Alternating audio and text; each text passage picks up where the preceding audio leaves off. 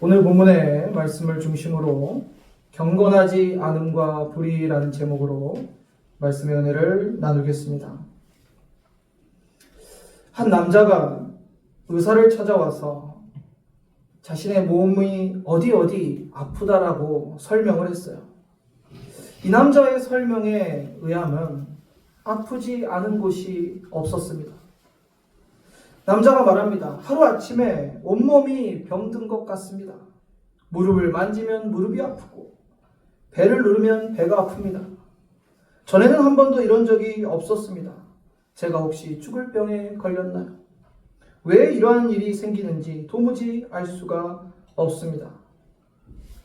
남자의 증상은 의사도 처음 보는 현상이었어요.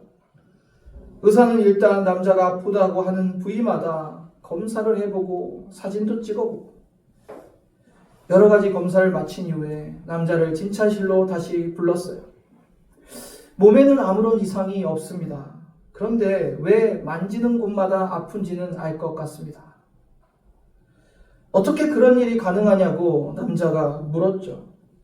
의사가 말했습니다. 딱 한 군데 손가락에 이상이 있습니다. 손가락이 부러져서 만지는 곳마다 아픈 것입니다. 다친 손가락이 몸에 닿는 곳마다 아프다고 느낀 거죠. 사랑하는 성도님들, 하나님께 경건하지 않고 불의할 때 그 불의가 세상의 모든 곳에 문제가 생겨나게 합니다. 정치, 경제, 사회, 문화 어느 곳이라도 불의한 곳에 문제가 나타납니다. 또한 각 개인의 인생에도 끊임없이 문제가 생겨나게 되는 거죠. 가정, 직장, 사업, 자녀 문제가 없는 곳이 없게 되는 거죠. 무엇보다 이 불의한 상태로 우리는 하나님의 진노 아래 놓여있는 죄인인 것입니다. 하나님께 경건하지 않음과 불의가 하나님이 창조하신 아름다운 세계에 들어와서 죄악으로 물들이고 이 세상을 파괴하고 있어요. 오늘 본문에서 그것을 밝히고 있습니다. 바울은 로마서를 통해 자신이 어떤 복음을 전하고 있는지 상세하게 설명하고 있어요. 핵심은 그겁니다. 유대인이든 헬라인이든 누구든지 믿음으로 말미암아 하나님의 백성이 된다는 거예요. 그런데 오늘 본론의 시작이 하나님의 진노로 시작합니다. 하나님의 진노.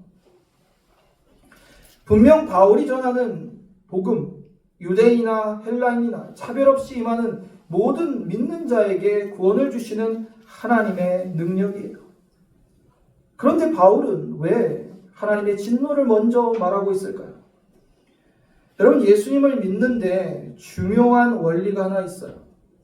무엇인 줄 아십니까? 먼저 자신이 어떠한 상태인지, 어떠한 상황인지, 어떠한 처지인지 분명히 알아야 돼요. 예수 믿기 전에 우리는 어떤 상태였죠? 어떤 처지였습니까?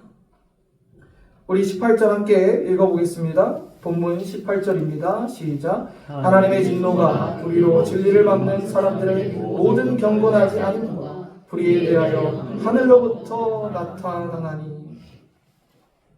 본문의 말씀처럼 우리는 모두 하나님의 진노 아래 놓여 있었던 죄인입니다. 미국의 대각성 운동을 일으킨 조나단 에드워드 목사님의 유명한 설교가 있어요. 진노하시는 하나님 손 안에 있는 죄인이라는 설교인데, 목사님이 이렇게 회심을 촉구하며 설교했습니다. 하나님은 어느 순간에라도 악인을 지옥에 던져 넣을 수 있는 능력이 있습니다. 하나님이 일어나시면 사람의 손은 힘을 쓸 수가 없습니다. 가장 강한 힘을 가진 사람도 하나님을 대적할 수 없습니다. 악인들은 지옥에 던져지는 것이 마땅합니다. 하나님의 공의는 결코 멈출 수 없기 때문입니다. 하나님의 능력으로 어느 순간에도 악인을 멸망시키실 수 있습니다. 그러나 매 순간 여러분을 지옥의 불 속에 떨어지지 않도록 붙잡고 있는 것은 하나님의 손뿐입니다. 어젯밤 여러분이 지옥에 가지 않은 것은 다른 무엇 때문이 아닙니다. 하나님의 손이 여러분을 붙들고 있었기 때문입니다. 지금 여러분은 특별한 기회를 가지고 있습니다. 그리스도께서 자비의 문을 열어놓으시고 문을 서서 큰 소리로 불쌍한 죄인들을 부르고 계십니다. 그렇습니다. 여러분, 우리는 경건하지 않는 불의한 죄인들이었어요. 하나님의 진노 아래 지옥의 문 앞에 서 있던 자들이죠. 그러나 하나님의 사랑과 예수 그리스도의 크신 자비로 죄인인 우리를 부르셔서 지금 이곳에서 예배하고 있는 것입니다. 바울의 본문에서 외치는 이 놀라운 은혜와 복음을 받아들이기 위해서는 반드시 우리의 죄인된 모습, 하나님의 진노 아래 있었던 우리의 상태를 깨달아야 돼요. 회심이 수반되어야 됩니다. 그러므로 바울은 로마서의 본론의 시작을 모든 인간이 하나님의 진노 아래 놓여 있음은 분명히 밝히고 있습니다. 여러분, 병원에 가보시면 병을 진단하기 위해 수많은 검사를 합니다. 엑스레이도 찍고 CT도 찍고 MRI도 찍고, 그렇게 검사를 하는 것은 어느 곳에 어떤 병이, 어떤 문제가 있는지 정확히 알기 위해서죠. 병에 맞는 정확한 진단이 있어야 정확한 치료를 할 수 있는 것입니다. 우리에게 복음의 빛이 비춰졌을 때 어떤 일이 일어났습니까? 바로 우리의 죄가 드러나고 우리의 실상이 드러나고 죄로 인해서 병든 우리의 영혼이 드러나게 되는 거예요. 복음의 빛이 비춰졌을 때 우리는 우리의 죄를 통해서 십자가를 만나게 됩니다. 소망 없는, 희망 없는 우리의 상황 속에서 빛 대신 예수님, 우리의 구원 되시고 우리의 죄의 문제를 해결할 수 있는 예수님을 만나게 되는 거죠. 저도 예수 그리스도 앞에서 회심할 때 저의 모든 죄들이 필름이 돌아가듯 다 떠올라서 하염없이 눈물로 회개한 기억이 있습니다. 그렇게 주님을 영접했어요. 사랑하는 성도님들, 우리가 용서받은 죄인임을 잊지 말아야 됩니다.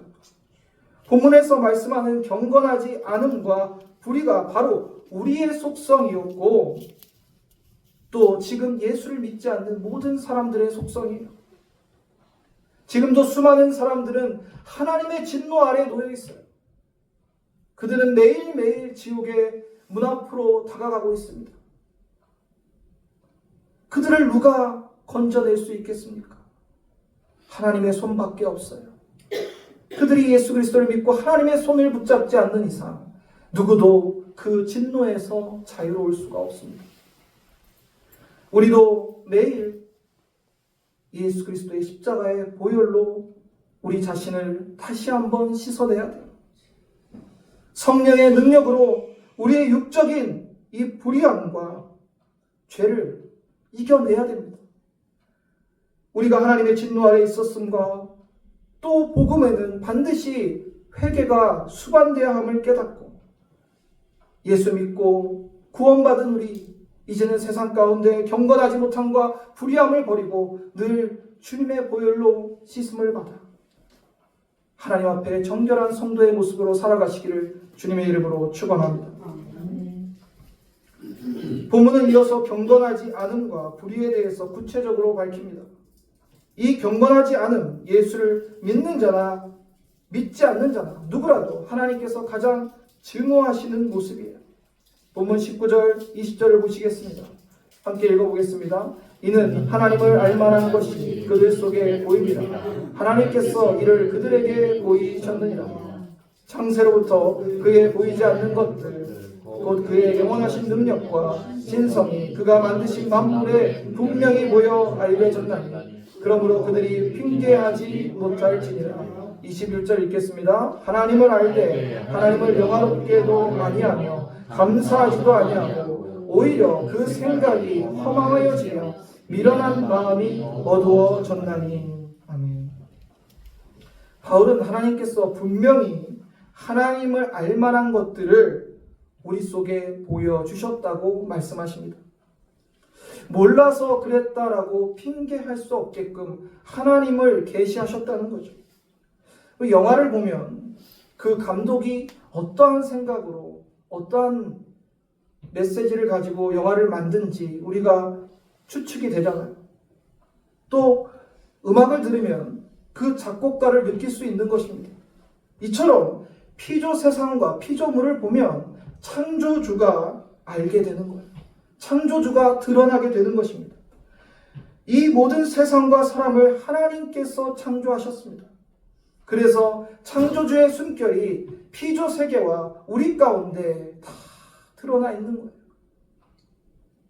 핑계할 수가 없습니다. 그럼에도 불구하고 천하 우주 만물을 보면서도 사람들은 하나님을 찬양하지도 경배하지도 않습니다. 얼마나 안타깝습니까?